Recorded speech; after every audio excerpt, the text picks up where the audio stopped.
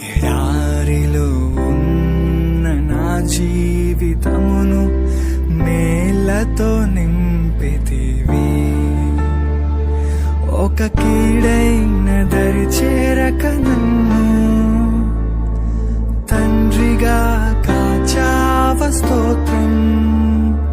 ఒక కీడైన దరి చేరక నన్ను తండ్రిగా కాచావ స్తోత్రం.